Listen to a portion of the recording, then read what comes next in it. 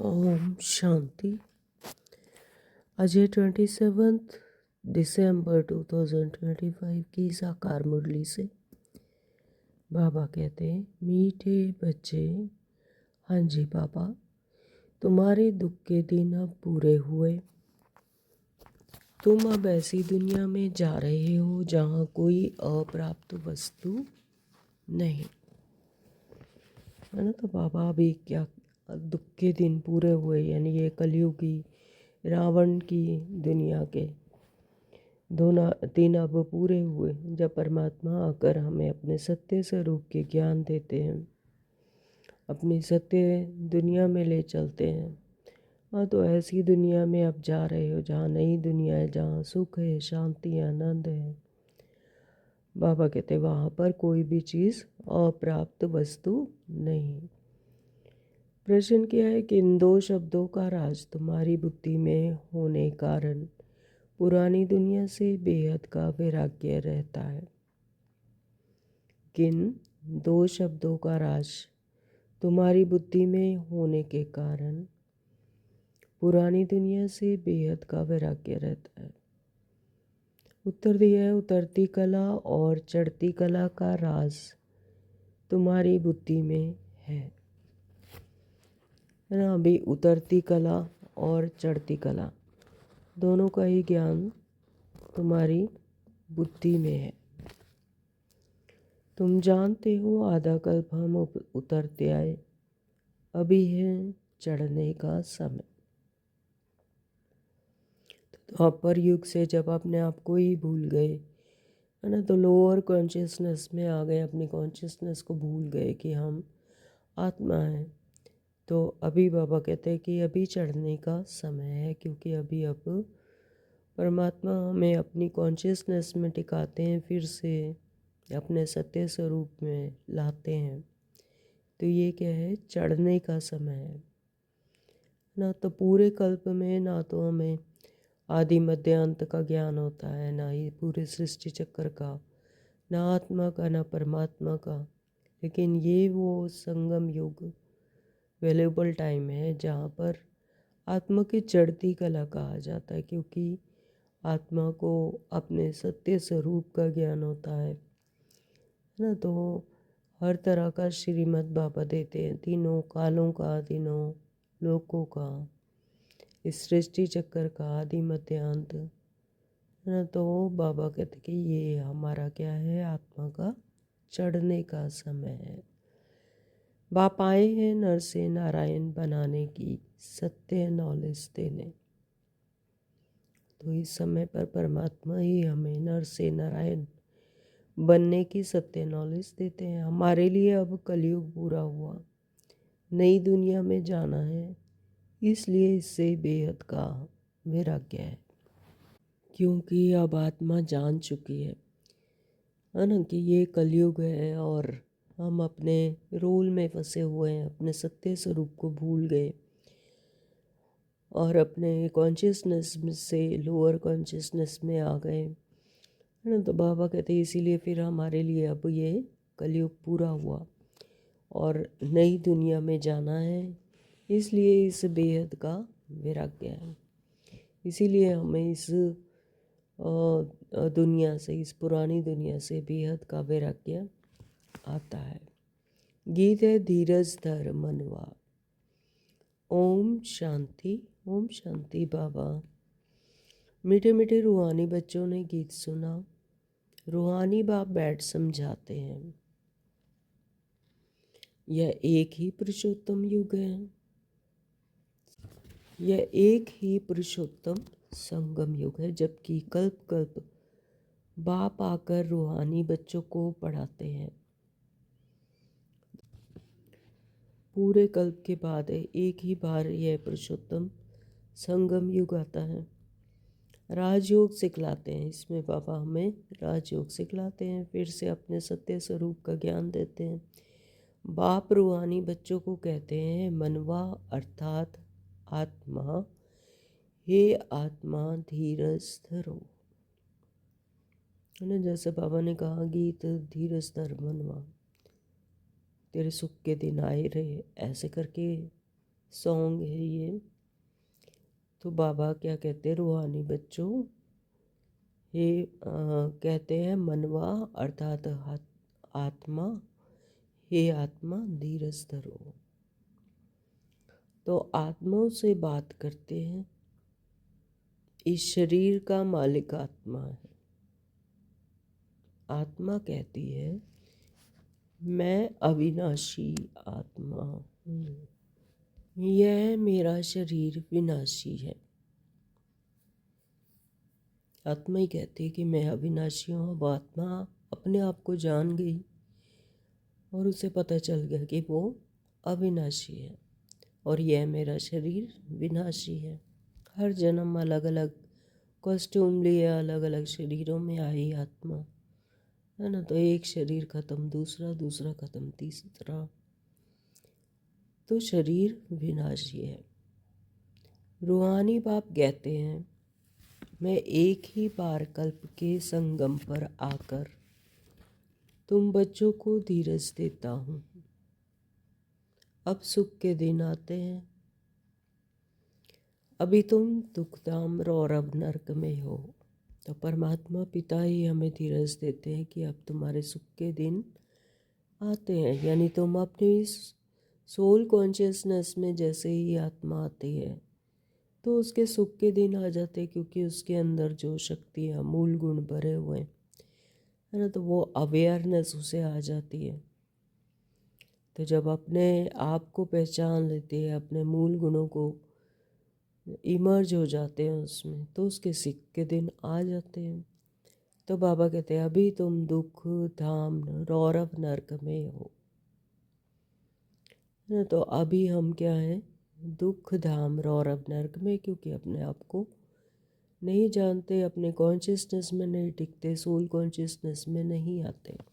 सतयुग त्रेता द्वापर पास हो गया, कलयुग भी तुम्हारे लिए पास हो गया।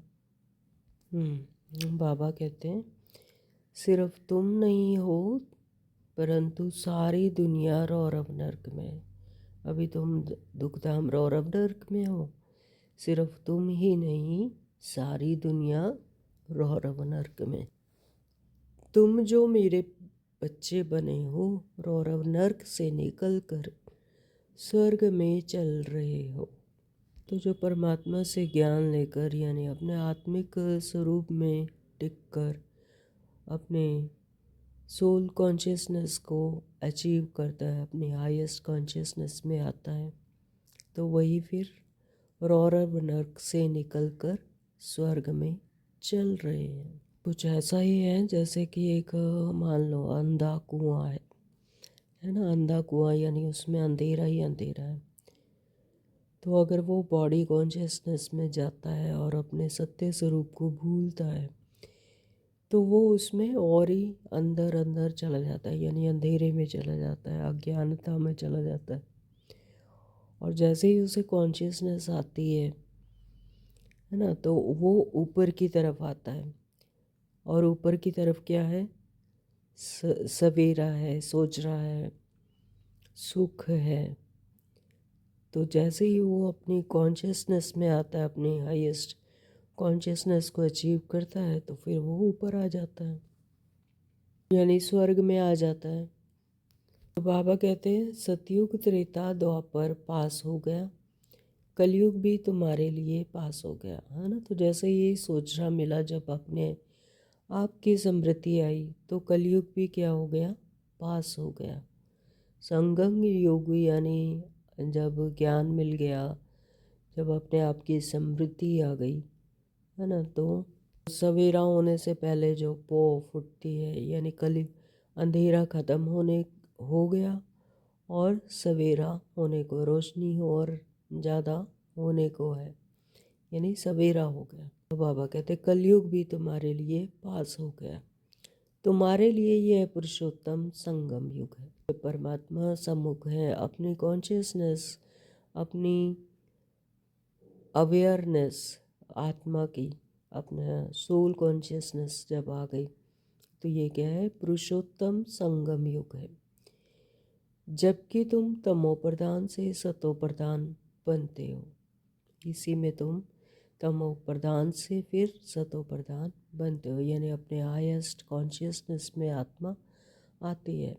आत्मा जब सतो प्रधान बन जाएगी तो फिर यह शरीर भी छोड़ेगी, है ना। तो आत्मा जब ये सतो प्रधान बन जाएगी तो फिर शरीर भी तो उसको कंचन का या सतो प्रधान ही चाहिए, है ना। फिर ये चीची शरीर यानी कलयुगी शरीर जो कि विकारों से बना हुआ है तो फिर उसको छोड़ेगी। सतो प्रधान आत्मा को सतयुग में नया शरीर चाहिए, है ना। तो वहाँ पर जो शरीर होता है वो भी कंचन का या नया शरीर मिलता है। तो वहाँ सब कुछ नया होता है, वहाँ पर दुनिया ही पूरी ब्रांड न्यू होती है। तो शरीर भी नया, प्रकृति भी नई, है ना। तो आत्मा भी अपने फुल कॉन्शियसनेस में, फुल अवेयरनेस में, तो सब कुछ नया होता है।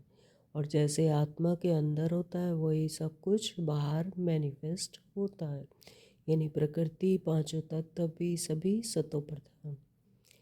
तो बाप कहते हैं बच्चे अब दुखधाम से सुखधाम में चलना है, उसके लिए पुरुषार्थ करना है। सुखधाम में इन लक्ष्मी नारायण की रचाई थी। तुम पुरुषार्थ कर रहे हो नर से नारायण बनने का। यह सत्य नर से नारायण बनने की नॉलेज है। भक्ति मार्ग में हर पूर्णमासी पर कथा सुनते आए हो, है ना। तो सत्यनारायण की कथा ऐसा भक्ति मार्ग में कहा जाता है, पूर्णमासी पर कथा सुनते हैं। परंतु वह है ही भक्ति मार्ग, उसे सत्य मार्ग नहीं कहेंगे, है ना। तो भक्ति मार्ग में जब किसी को अवेयरनेस ही नहीं थी, अपनी कॉन्शियसनेस ही नहीं थी कि हम आत्मा हैं, तो बॉडी कॉन्शियसनेस में वो इस तरह से कथाएं सुनते हैं, तो उसे सत्य मार्ग नहीं कहेंगे। ज्ञान मार्ग है सत्य मार्ग। तुम सीढ़ी उतरते उतरते झूठ खंड में आते हो। पहले तो आत्मा जब सृष्टि चक्कर में आती है तो अपने सत्य स्वरूप में ही होती है, लेकिन धीरे धीरे सीढ़ी उतरते उतरते जैसे ही क्वालिटीज़ आत्मा की डिप्लीट होती जाती हैं, तो यानी सीढ़ी उतरते उतरते वही अंधे कुएं में, है ना। तो झूठ खंड में आते हो, अज्ञानता में आते हैं। तो अभी तुम जानते हो सत्य बाप से हम यह नॉलेज पाकर 21 जन्म देवी देवता बनेंगे। हम थे फिर सीढ़ी उतरते आए। उतरती कला और चढ़ती कला का राज तुम्हारी बुद्धि में है। इस संगम युग पर ये सब तीनों कालों का, तीनों लोकों का, चढ़ती कला का, उतरती कला का, है ना। तो आत्मा की हाईएस्ट कॉन्शियसनेस और लोएस्ट कॉन्शियसनेस सब का राज अभी इसी समय पर हमारी बुद्धि में है।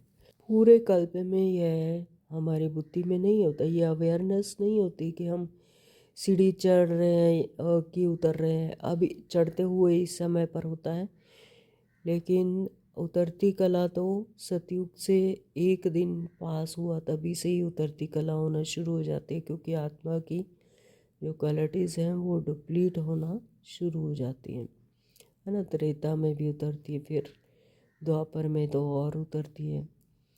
तो लेकिन उसकी नॉलेज नहीं होती, अवेयरनेस नहीं होती। लेकिन इस समय पर संगम युग पर ही यह हमें अवेयरनेस, फुली अवेयरनेस, अवेयर होते हैं। तो यहाँ पर संगम पर ही यह नॉलेज हमारी बुद्धि में है। पुकारते भी हैं, हे बाबा आकर हमको पावन बनाओ।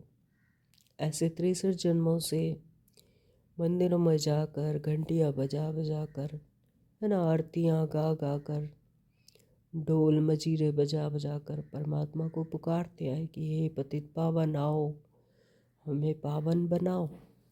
एक बाप ही पावन बनाने वाला है। बाप कहते हैं, बच्चे तुम सतयुग में विश्व के मालिक थे। सतयुग में ही पूरे विश्व के मालिक। क्यों? क्योंकि पर आत्मा को अपनी कॉन्शियसनेस थी, है ना, अपने कर्मेंद्रियों पर पूरा कंट्रोल था। तो जितना जितना अपना अवेयरनेस अपने सत्य स्वरूप की, अपने कर्मेंद्रियों पर पूरा कंट्रोल, ज्ञानेंद्रियों पर, अपने सूक्ष्म कर्मेंद्रियों पर पूरा कंट्रोल, तो उतना ही विश्व के मालिक थे। बहुत धनवान, बहुत सुखी थे। क्यों थे? क्योंकि अपने ही कर्मेंद्रियों पर, अपने मन बुद्धि संस्कार पर पूरा कंट्रोल था। किसका? आत्मा का। तो अभी बाकी थोड़ा समय है।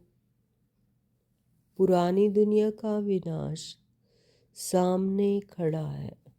तो बाबा कहते हैं अभी थोड़ा समय है कि इस पुरानी दुनिया को ख़त्म होने का। तो पुरानी दुनिया का जो विनाश है वो सामने खड़ा है। नई दुनिया में एक राज्य, एक भाषा थी। एक राज्य, एक भाषा इसीलिए थी क्योंकि वहाँ संकल्प, है ना, मिनिमम संकल्प थे और एक ही तरह के संकल्प थे। कोई तेरा मेरा ईर्ष्या द्वेष ये सब नहीं था। इसीलिए एक राज्य, एक भाषा थी। उसको कहा जाता है अद्वैत राज्य, यानी वननेस, कोई डुअलिटी नहीं। तो उसको कहा जाता है अद्वैत राज्य। वहाँ एक धर्म, एक राज्य, एक भाषा थी। तो अभी कितना द्वैत है, अनेक भाषाएं हैं। यहाँ कलयुग में आते आते तो संकल्पों की भरमार है ना। तो इसीलिए कितनी भाषाएं, कितने धर्म, कितने राज्य हैं। क्यों? क्योंकि डुअलिटी है। जितने ज़्यादा संकल्प उतनी ज़्यादा भाषाएं। तो जैसे मनुष्य का झाड़ बढ़ता जाता है, भाषाओं का भी झाड़ वृद्धि को पाता जाता है। तो मनुष्यों का झाड़ यानी जैसे जैसे आत्माएं नीचे उतरती जाती हैं और अपने कॉन्शियसनेस में नहीं होती हैं, मन बुद्धि संस्कारों की वश होती हैं, तो संकल्पों का बढ़ने के कारण क्या होता है, भाषाओं का भी झाड़ वृद्धि को पाता जाता है। फिर होगी एक भाषा, क्योंकि सतयुग में तो है वननेस, है ना, वहाँ डुअलिटी नहीं है। इसीलिए वहाँ पर संकल्प भी ज़्यादा नहीं है। आत्माएं तो होती ही कम है और वो भी पूरी अपनी संपन्न और संपूर्ण अवस्था में, अपनी हाईएस्ट कॉन्शियसनेस में। इसलिए वहाँ पर एक भाषा होती है। और संकल्प भी ऐसे, किसी ने अगर मन में भी कोई संकल्प लिया तो दूसरे को वो पहुँच जाती है, टेलीपैथी टाइप। जैसे यहाँ पर होता है ना कि इंटरनेट पर भी जैसे डिस्टरबेंस आती है ना, आवाज़ ही नहीं पहुँचती। क्यों? क्योंकि यहाँ पर क्या है, फॉग है, संकल्पों की इतनी भरमार है। लेकिन वहाँ पर प्रकृति ही इतनी सतो प्रधान होती है, इतनी क्लैरिटी होती है कि एक दूसरे के संकल्प भी कोई पढ़ लेते हैं, यानी उन तक पहुँच जाती है। पापा कहते गायन है ना वर्ल्ड की हिस्ट्री ज्योग्राफी रिपीट। तो ये हिस्ट्री ज्योग्राफी है सृष्टि चक्र की, ये फिर से हूबहू रिपीट होती है। मनुष्य की बुद्धि में नहीं बैठता।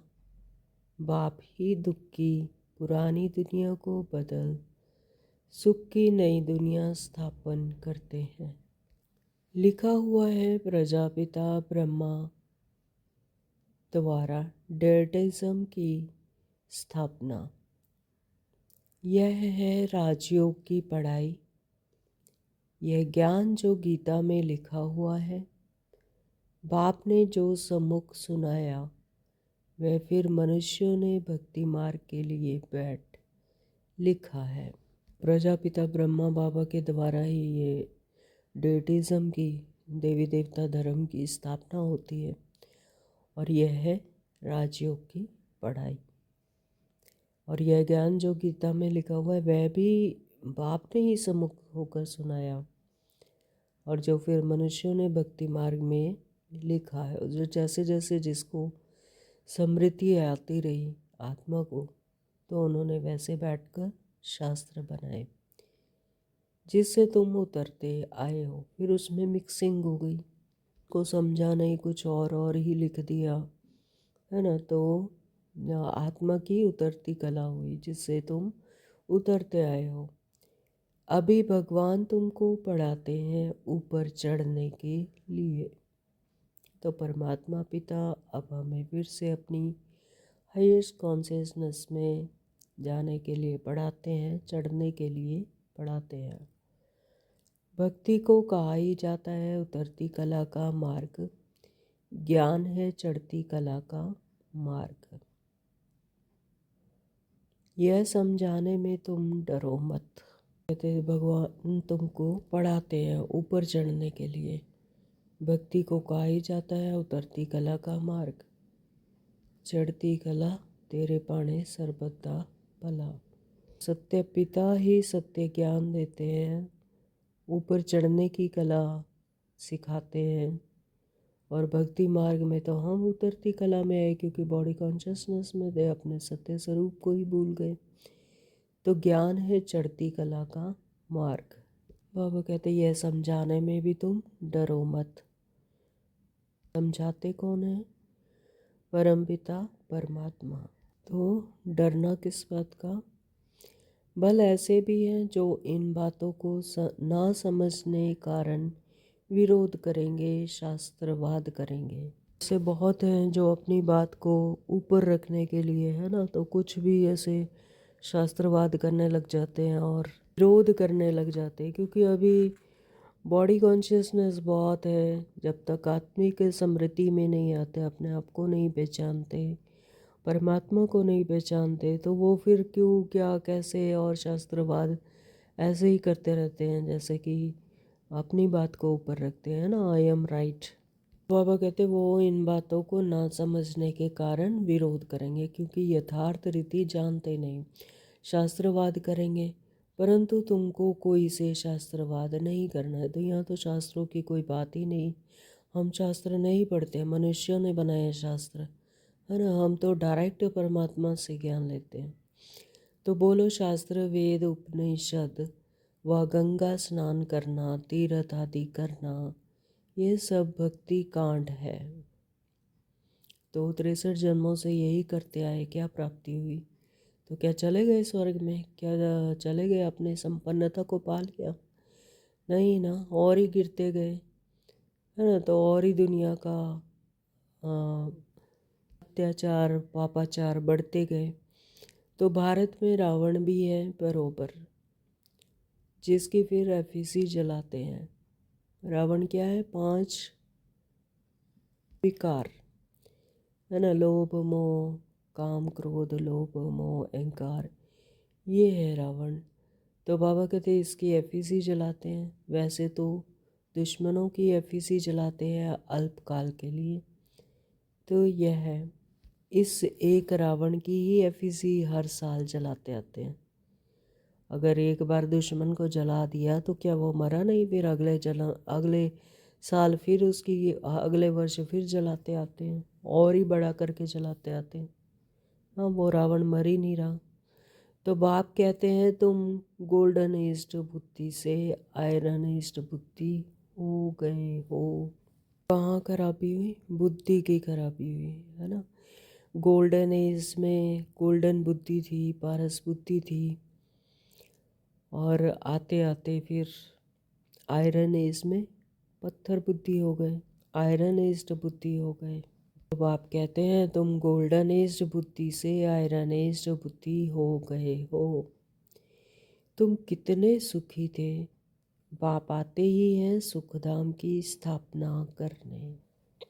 फिर बाद में जब भक्ति मार्ग शुरू होता है तो दुखी बनते हैं, क्योंकि अपने आप को ही भूल गए, अपने मूल गुणों को भूल गए। मेन तो बात है कि अपनी कॉन्शियसनेस जो अंदर थी, है ना, वो कॉन्शियसनेस जब चली गई तो फिर दुखी हो गए। अपने मूल गुणों को, सुख, शांति, आनंद, उसे ही भूल गए तो फिर क्या हुआ? दुखी हो गए। उसको पाने के लिए साधनों में, देह में ढूंढने लगे कि कहाँ से मुझे सुख मिल जाए, कहाँ से शांति मिल जाए, कहाँ से आनंद मिल जाए, कहाँ से संपन्नता मिल जाए। जो कि अपने ही अंदर थे वो बाहर ढूंढने लगे। बाप आते ही हैं सुखधाम की स्थापना करने, यानी अपनी उसी हाईएस्ट कॉन्शियसनेस की अवेयरनेस देने के लिए, अपने अवेयरनेस में टिकने के लिए, अपने सत्य स्वरूप में टिकने के लिए, अपने सोल कॉन्शियसनेस में लाने के लिए सुखधाम की स्थापना करने। फिर बाद में जब भक्ति मार्ग शुरू होता है तो बनते हैं। फिर सुखदाता को याद करते हैं, वह भी नाम मात्र, क्योंकि उनको जानते नहीं।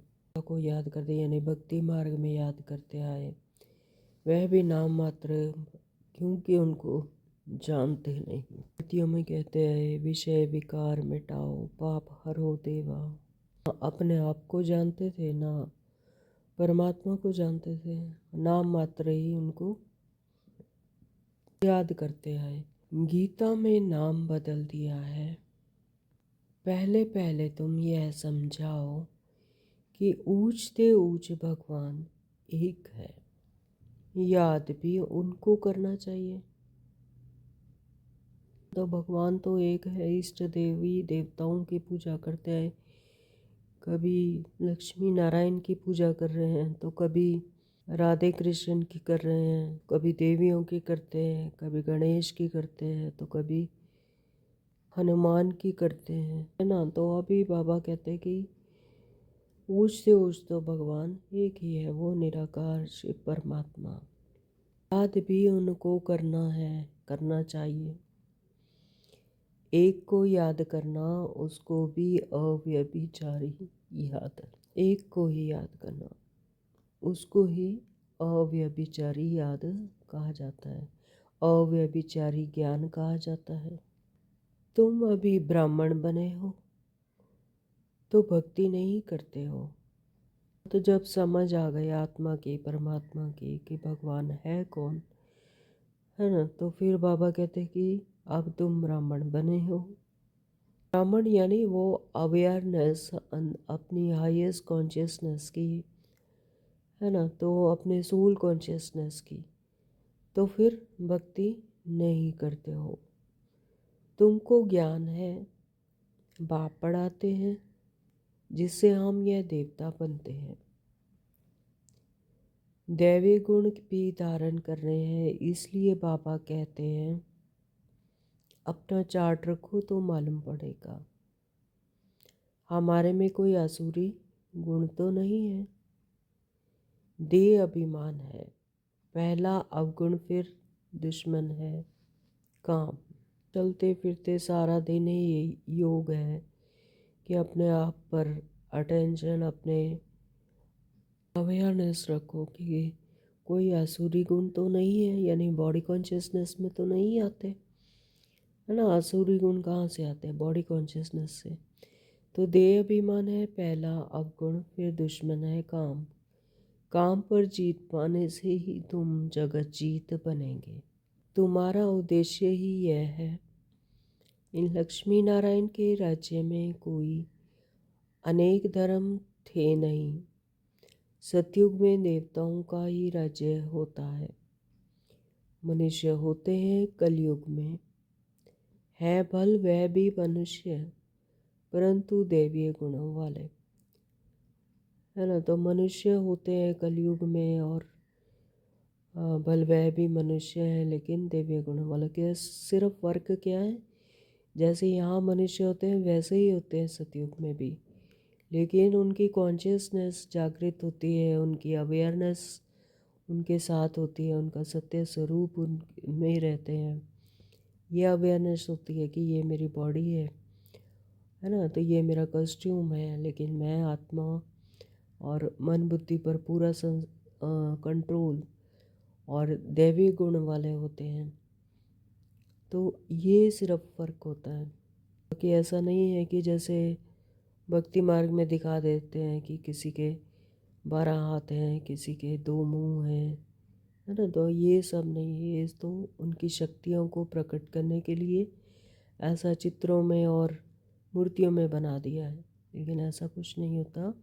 हमारी तरह ही मनुष्य ही होते हैं। बॉडी स्ट्रक्चर इसी तरह का होता है। इस समय सब मनुष्य हैं आसुरी गुणों वाले, है ना। तो यहाँ पर मन की मत पर चलते इसलिए मनुष्य कहा जाता है, उन्हें देवी देवता कहा जाता है ना। उनमें देवत्व होता है, और यहाँ पर मन के वश होते हैं मनुष्य, इसलिए मनुष्य कहा जाता है।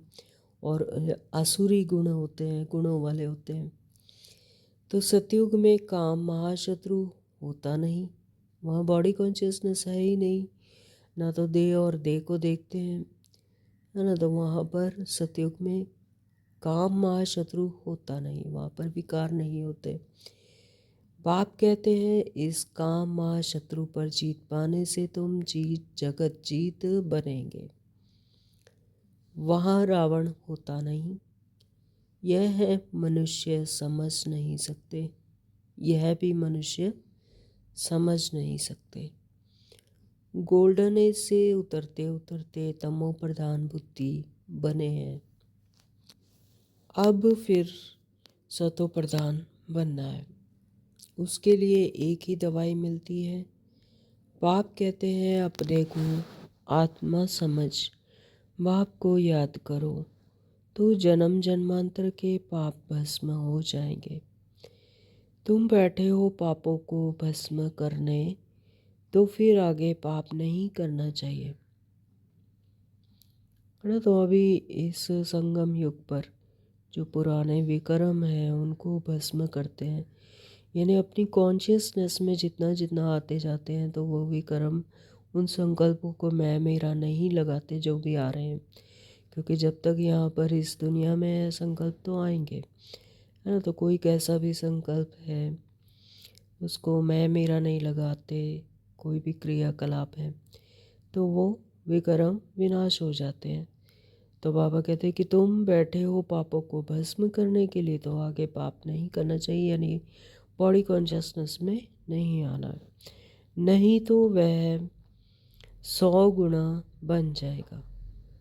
अभी सब कुछ जानते हुए भी अगर फिर मैं मेरा लगाया संकल्पों को और बॉडी कॉन्शियसनेस में आए, तो फिर एक का 100 गुना बन जाएगा। विकार में गए तो 100 गुना दंड पड़ जाएगा, फिर वह मुश्किल चढ़ सकते हैं। पहला नंबर दुश्मन है यह काम। पहला नंबर दुश्मन क्या है? बॉडी कॉन्शियसनेस, है ना। तो 5 मंजिल से गिरेंगे तो हड्ड-गुड एकदम टूट जाएंगे, यानी आत्मा की जो अवस्था है वो बिल्कुल ही नील हो जाएगी, अवेयरनेस लोअर कॉन्शियसनेस में चली जाएगी।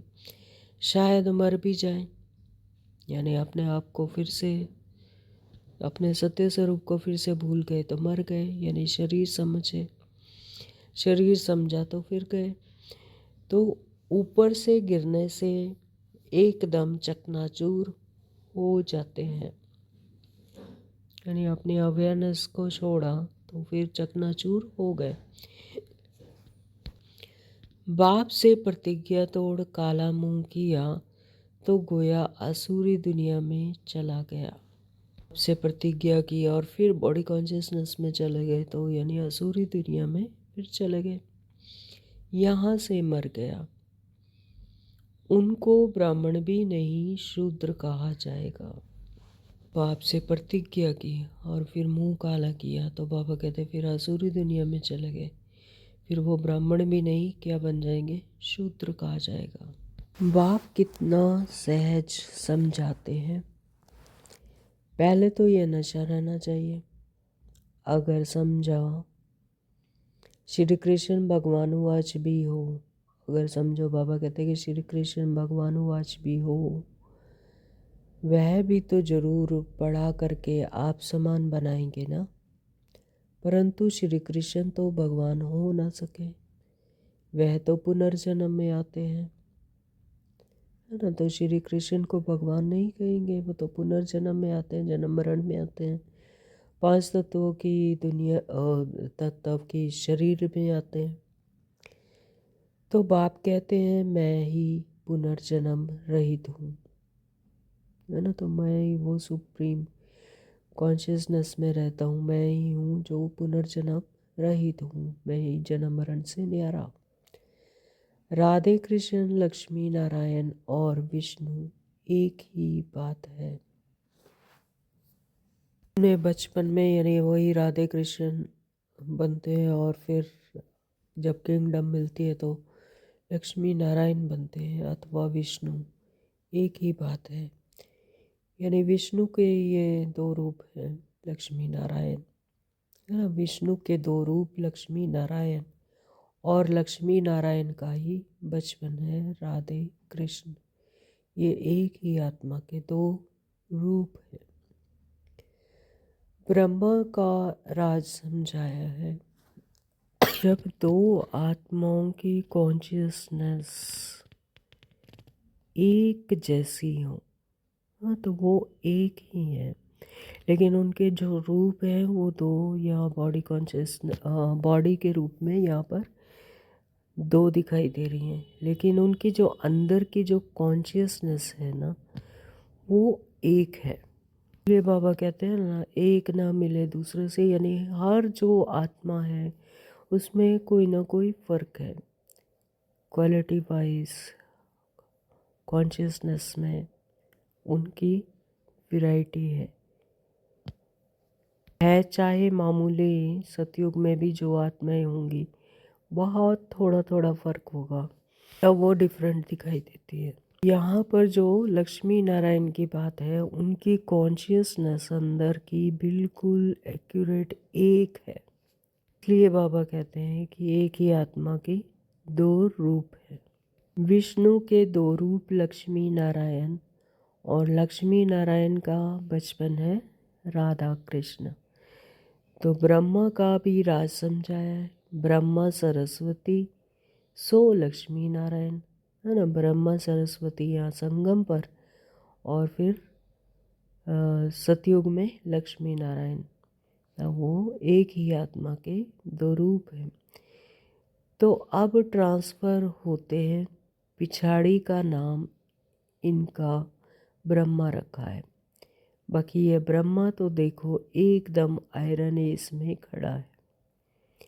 यही फिर तपस्या कर श्री कृष्ण व श्री नारायण बनते हैं। विष्णु कहने से उसमें दोनों आ जाते हैं। विष्णु यानी जिसमें कोई भी विष का अणु ना हो। बाबा कहते विष्णु कहने से उसमें दोनों आ जाते हैं, यानी श्री कृष्ण व नारायण एक ही बात है। ब्रह्मा की बेटी है सरस्वती। संगम युग पर तो बाबा की बेटी थी सरस्वती, यहाँ पर ब्रह्मा की बेटी सरस्वती। यह बातें कोई समझ ना सके, बहुत सूक्ष्म बात है ये, कोई बाबा कहते समझ भी ना सके। चार भुजा ब्रह्मा को भी देते हैं, क्योंकि प्रवृत्ति मार्ग है ना, प्रवृत्ति मार्ग है तो दो स्त्री की और दो पुरुष की, यानी चार भुजा दे दी ब्रह्मा को। तो निवृत्ति मार्ग वाले यह ज्ञान दे ही नहीं सकते, क्योंकि प्रवृत्ति मार्ग का ज्ञान है, गृहस्थी का ज्ञान है, तो निवृत्ति मार्ग वाले कैसे ज्ञान दे सकते हैं। तो बहुतों को बाहर से फंसा कर ले आते हैं कि चलो हम प्राचीन राजयोग सिखलाए। अब सन्यासी राजयोग सिखला ना सके। अब ईश्वर आए हैं, तुम अब उनके बच्चे ईश्वरीय संप्रदाय बने हो। ईश्वर आए हैं तुमको पढ़ाने, तुमको राजयोग सिखला रहे हैं, वह तो है निराकार। ब्रह्मा द्वारा तुमको अपना बनाया है। बाबा बाबा तुम उनको कहते हो, किनको? शिव बाबा को। ब्रह्मा तो बीच में इंटरप्रेटर है। इंटरप्रेटर यानी ट्रांसलेटर, जो शिव की बात को हम तक पहुंचाते हैं, है ना। तो ब्रह्मा को बीच में इंटरप्रेटर है, बीच में इंटरप्रेटर है। भाग्यशाली रथ है जिनके ऑर्गन्स का आधार लेकर शिव बाबा ने हमें ज्ञान दिया, है ना। तो भाग्यशाली रथ है। तो इस द्वारा बाबा तुमको पढ़ाते हैं। तुम भी पतित से पावन बनते हो, बाप पढ़ाते हैं मनुष्य से देवता बनाने। बाबा हमें क्यों पढ़ाते हैं? मनुष्य से देवता बनाने के लिए।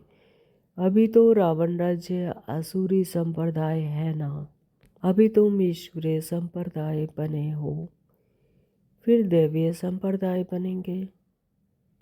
अभी तुम पुरुषोत्तम संगम युग पर हो, पावन बन रहे हो। सन्यासी लोग तो घर बार छोड़ जाते हैं, है ना। सन्यासी लोग तो गृहस्थ जीवन छोड़कर, अपना घर बार छोड़कर जंगलों में जाकर बैठ जाते हैं।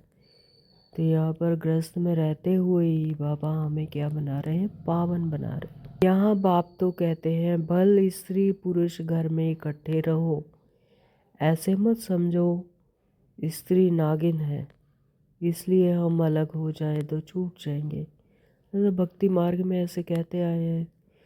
जो साधु सन्यासी थे वो तो स्त्री को देखते तक नहीं थे, है ना, इस तरह से समझते थे। इसलिए हम अलग हो जाए और तो छूट जाएंगे।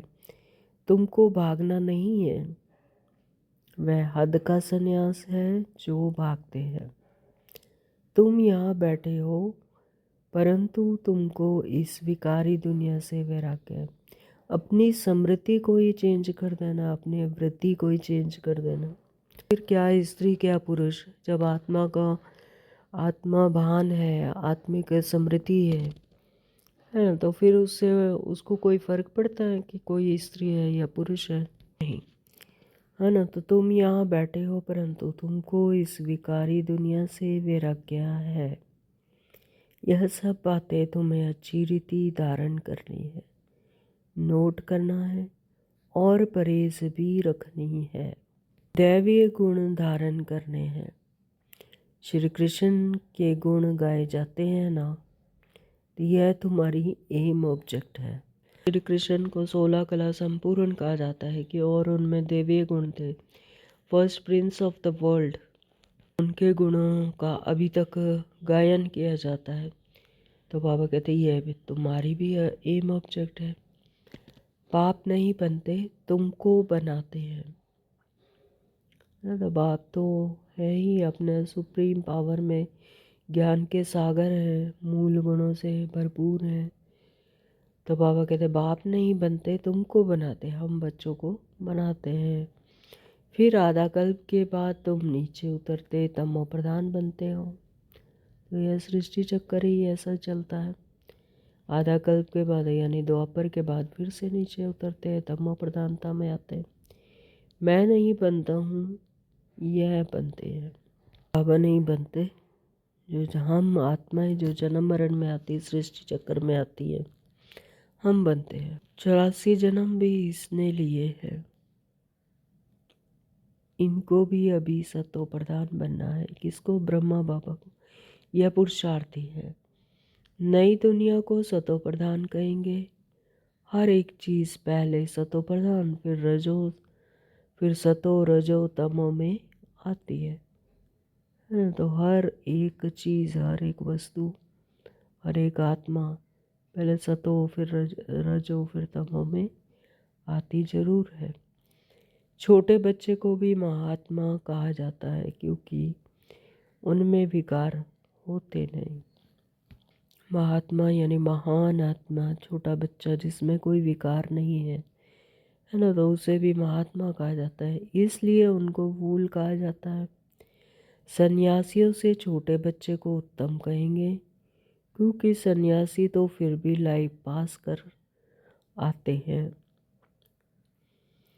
है ना। छोटे बच्चे जिसे विकारों का पता ही नहीं, सन्यासी तो विकारों को छोड़ते हैं। इसलिए बाबा कहते हैं सन्यासियों से भी छोटे बच्चों को उत्तम कहेंगे।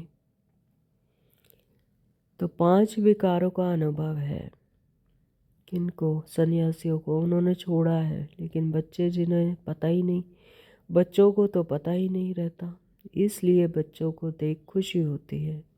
यहाँ से ही पता चल जाता है। देखो बच्चे, उनमें विकारों का कोई अंश मात्र होता नहीं, उन्हें पता ही नहीं विकार होते क्या हैं। हाँ, तो उन पर उनको देखकर कितनी खुशी होती है। क्यों? क्योंकि उनमें वो प्योरिटी होती है। तो चैतन्य फूल है, अपने तो है ही प्रवृत्ति मार्ग, अपना तो है ही प्रवृत्ति मार्ग। हम प्रवृत्ति मार्ग में रहते हैं, इस ग्रस्त में रहते हुए ही कमल फूल समान रहते हैं। और निवृत्ति मार्ग नहीं है कि घर बार को छोड़कर या ग्रस्त को छोड़कर चले जाएं। अभी तुम बच्चों को इस पुरानी दुनिया से नई दुनिया में जाना है। अमरलोक में चलने के लिए तुम सब पुरुषार्थ करते हो। मृत्युलोक से ट्रांसफर होते हो। देवता बनना है तो उसके लिए अब मेहनत करनी पड़े।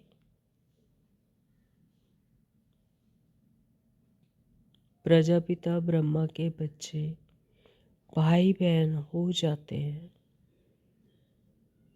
भाई बहन तो थे ना।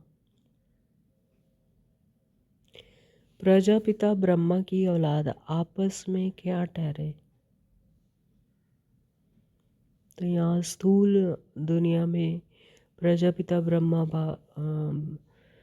बाप के बच्चे जो हैं वो सब क्या बने? क्योंकि मुख वंशावली बनते हैं, तो भाई बहन ठहरे, पिता एक है। और सूक्ष्म रूप में, आत्मिक स्वरूप में तो सभी भाई भाई हैं, आत्मा आत्मा भाई भाई। प्रजापिता ब्रह्मा की औलाद आपस में क्या ठहरे? प्रजापिता ब्रह्मा गाया जाता है। जब तक प्रजापिता का बच्चा न बने, सृष्टि की रचना कैसे हो? प्रजापिता ब्रह्मा के हैं सब रूहानी बच्चे। वह ब्राह्मण होते हैं जिस्मानी यात्रा वाले। तुम हो रूहानी यात्रा वाले, तो वह पतित, तुम पावन। वह कोई प्रजापिता की संतान नहीं है, यह तुम समझते हो। भाई बहन जब समझे विकार में ना जाए, तो बाप भी कहते हैं खबरदार रहना, हमारा बच्चा बनकर कोई क्रिमिनल काम नहीं करना, नहीं तो पत्थर बुद्धि बन जाएंगे। तो श्रीमत के अगेंस्ट अगर कुछ भी काम किया तो फिर बाबा कहते हैं पत्थर बुद्धि बन जाएंगे। कोई भी क्रिमिनल आए हुई क्रिमिनल काम किया तो फिर पत्थर बुद्धि बन जाएंगे। इंद्र सभा की कहानी भी है ना। शूद्र को ले आई तो इंद्र सभा में उनकी बदबू आने लगी। से इंद्र सभा की भी कहानी है। तो वहाँ पर सभी देवी देवता होते हैं। तो वहाँ पर अगर बाबा कहते कोई ये शूद्र को ले आए तो इंद्र सभा में उनकी बदबू आने लगी। तो बोला पतित को यहाँ क्यों लाया है? यानी पतित वहाँ आ नहीं सकते। फिर उनको श्राप दे दिया। वास्तव में इस सभा में भी कोई पतित आ नहीं सकते।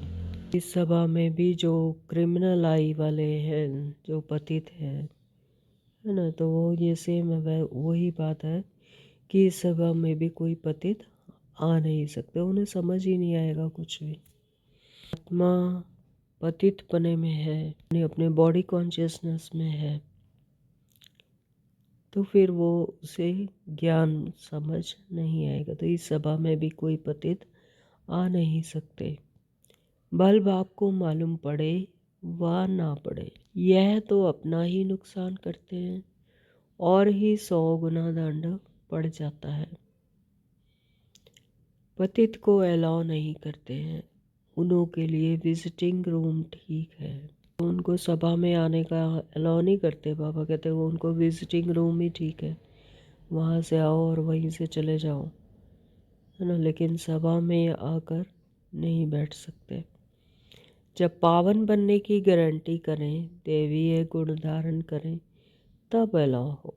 ज्ञान भी उसे ही समझ आएगा जो अपने सोल कॉन्शियसनेस में टिकती है आत्मा, है ना। तो बाबा कहते हैं जो पावन बनने की गारंटी करे, दैवीय गुण धारण करे, तब अलाउ करें, तब अलाउ हो।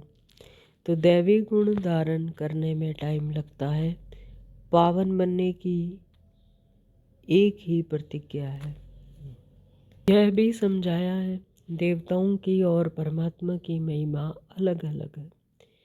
पतित पावन लिबरेटर गाइड बाप ही है। पतित पावन लिबरेटर दुखों से बचाने वाला, सुख करता, दुख हरता, गाइड, है ना, एक बाप ही है।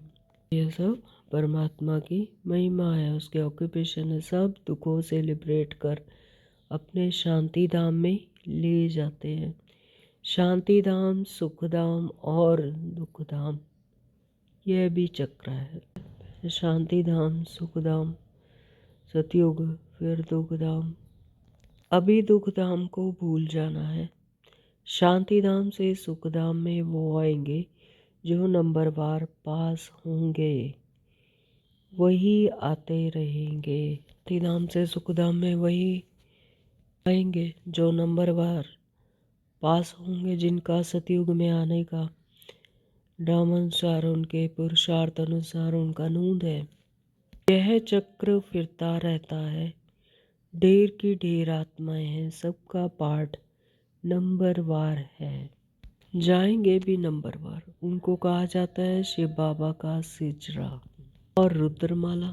सिजरा झाड़ जैसा बना हुआ है, उसके अनुसार ही आते भी वैसे ही नंबरवार हैं और जाएंगे भी नंबरवार। नंबरवार जाते हैं फिर नंबरवार आते हैं, है ना। तो जैसे नंबरवार जाते हैं फिर वैसे ही आते हैं। जो आत्माएं पहले आई वो पहले जाएंगी। दूसरे धर्म वालों का भी ऐसा होता है।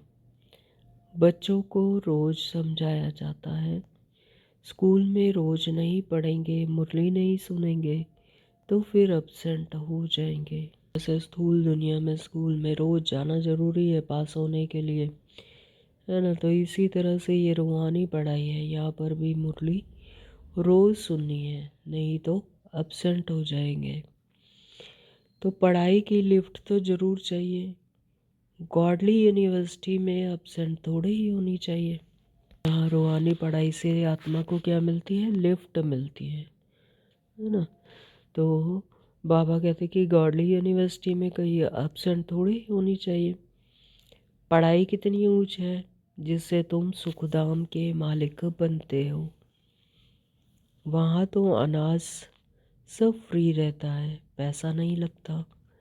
अभी तो कितना महंगा है, तो 100 वर्ष में कितना महंगा हो गया है। वहाँ कोई अप्राप्त वस्तु नहीं होती जिसके लिए मुश्किलात आए। यहाँ पर ही ये एफर्ट्स, मुश्किलातें और ये अप्राप्ति यहीं पर है। लेकिन सतयुग में ऐसा अप्राप्ति कोई वस्तु ही नहीं होती। वहाँ पर एक तो आत्मा पूरी तृप्त है और सतो प्रधानता है हर तरह की, और जो प्रकृति है वो सतो प्रधान है। हर तरफ तृप्ति ही तृप्ति है। क्यों? क्योंकि आत्मा अंदर से तृप्त है, संपन्न है ना। तो बाहर भी वही भरपूरता उसको मिलती है। तो बाबा ने कहा वहाँ कोई अप्राप्त वस्तु नहीं होती जिसके लिए मुश्किलात आए, वह है ही सुखधाम। तुम अभी वहाँ के लिए तैयारी कर रहे हो। तुम बैगर टू प्रिंस बनते हो। बैगर यानी अपने ही मूल गुणों से अनभिज्ञ है, पता ही नहीं, अपने आप का ही नहीं पता, इसलिए बेगर है। प्रिंस यानी जब अपने सत्य स्वरूप को पहचान गए, अपने संपन्नता को अंदर ही ढूंढ लिया, अपनी संपूर्णता को प्राप्त कर लिया, तो प्रिंस बन गए। तुम बैगर टू प्रिंस बनते हो। साहूकार लोग अपने को बैगर नहीं समझते हैं, है ना, तो जो धूल धन को संपन्नता समझते हैं, है ना, अपने मूल गुणों से भी गए, उन्हें पता ही नहीं अपने मूल गुणों का, अपने अंदर की शांति का, सुख का, आनंद का, संपन्नता का। तो वो साहूकार लोग, बाबा कहते हैं कि अपने को बैगर नहीं समझते हैं, इस स्थूल दुनिया को ही अपनी संपन्नता समझते हैं। अच्छा, मीठे मीठे सिकलते बच्चों प्रति माता पिता बाप दादा का याद प्यार और गुड मॉर्निंग। रूहानी बाप की रूहानी बच्चों को नमस्ते। हम रूहानी बच्चों की रूहानी माता पिता बाप दादा को याद प्यार गुड मॉर्निंग, नमस्ते जी, नमस्ते जी। शुक्रिया मेरे मीठे बाबा, आपका बहुत बहुत दिल से शुक्रिया। धारणा के लिए मुख्य सार में बाबा ने कहा, नंबर 1, बाप से जो संपूर्ण पावन बनने की प्रतिज्ञा की है, इसे तोड़ना नहीं। बहुत बहुत प्रेज रखनी है, बहुत बहुत परहेज रखनी है, अपना चार्ट देखना है, हमारे में कोई अवगुण तो नहीं है, यानी मैं बॉडी कॉन्शियसनेस में तो नहीं आती। नंबर 2, गॉडली यूनिवर्सिटी में कभी भी एब्सेंट नहीं होना है। सुख धाम का मालिक बनने की ऊंची पढ़ाई एक दिन भी मिस नहीं करनी है। मुरली रोज जरूर सुननी है। कहा बाबा ने, गॉडली यूनिवर्सिटी में कभी भी एब्सेंट नहीं होना है। सुखधाम का मालिक बनने की ऊंची पढ़ाई एक दिन भी मिस नहीं करनी है। मुरली रोज जरूर सुननी है। वरदान दिया है बाबा ने आज। हर सेकंड हर संकल्प के महत्व को जान, पुण्य की पूंजी जमा करने वाले पद्मा पदम पति भव। हर एक सेकंड हर संकल्प के महत्व को जान। संगम युग का एक एक सेकंड, एक एक श्वास, एक एक संकल्प, इसकी वैल्यू है। तो इसके महत्व को जानकर पुण्य की पूंजी जमा करने वाले पद्मा पदम पति भव। बहुत सुंदर वरदान दिया बाबा ने। आप पुण्य आत्माओं के संकल्प में इतनी विशेष शक्ति है, जिस शक्ति द्वारा असंभव को संभव कर सकते हो। जैसे आजकल यंत्रों द्वारा रेगिस्तान को भी हरा भरा कर देते हैं, पता ही नहीं लगता कि रेगिस्तान है या क्या है। पहाड़ियों पर भी फूल उगा देते हैं। ऐसे आप अपने श्रेष्ठ संकल्पों द्वारा ना उम्मीदवार को भी उम्मीदवार बना सकते हो। सिर्फ हर सेकंड हर संकल्प की वैल्यू को जान, संकल्प और सेकंड को यूज कर पुण्य की पूंजी जमा करो। सिर्फ हर सेकंड हर संकल्प की वैल्यू को जान, संकल्प और सेकंड को यूज कर पुण्य की पूंजी जमा करो। एक एक सेकंड, एक एक संकल्प सफल करो। आपके संकल्प की शक्ति इतनी श्रेष्ठ है, जो एक संकल्प भी पद्मा पदम पति बना देता है। फिर से पढ़ते हैं, देखो बाबा क्या कह रहे हैं। आपके संकल्प की शक्ति इतनी श्रेष्ठ है, जो एक संकल्प भी पद्मा पदम पति बना देता है। आज का स्लोगन है, हर कर्म अधिकारीपन के निश्चय और नशे से करो तो मेहनत समाप्त हो जाएगी। हर कर्म अधिकारीपन के निश्चय और नशे से करो। अधिकारीपन को किसी से परमिशन लेने की ज़रूरत नहीं होती है ना। तो हर कर्म अधिकारीपन के निश्चय से करो और नशे से करो यानी खुशी से करो तो मेहनत समाप्त हो जाएगी। अव्यक्त इशारे हैं आज के। अब संपन्न व कर्मातीत बनने की धुन लगाओ। कर्मातीत स्थिति को पाने के लिए विशेष स्वयं में समेटने और समाने की शक्ति धारण करना आवश्यक है। कर्मातीत स्थिति को पाने के लिए विशेष स्वयं में समेटने और समाने की शक्ति धारण करना आवश्यक है। कर्म बंधनी आत्माएं जहाँ है वहाँ ही कार्य कर सकती हैं और कर्मातीत आत्माएं एक ही समय पर चारों ओर अपनी सेवा का पाठ बजा सकती है। तो जो कर्म बंधन है उसको पता है कि मुझे यहाँ कार्य करना है, तो वो जो कर्म बंधनी आत्माएं हैं वो तो एक पर्टिकुलर जगह पर ही काम कर सकते हैं, लेकिन जो कर्मातीत आत्माएं हैं वो एक ही समय पर चारों ओर की सेवा का पाठ बजा सकती हैं क्योंकि कर्मातीत हैं। उनकी स्पीड बहुत तीव्र होती है। सेकंड में जहाँ चाहे वहाँ पहुँच सकती हैं। एक अपनी स्मृति का ही तो स्विच ऑन करना है, तो जहाँ चाहे वहाँ पहुँच सकती हैं। तो इस अनुभूति को बढ़ाओ। तो अब कर्मातीत बनना है और चारों ओर की सेवा का पाठ बजाना है। तो बाबा कहते हैं कि अब स्पीड बहुत तीव्र हो, सेकंड में जहाँ चाहे वहाँ पहुँच सकते हो और इस अनुभूति को बढ़ाओ, बढ़ाते चलो। ओम शांति। Thank you Baba.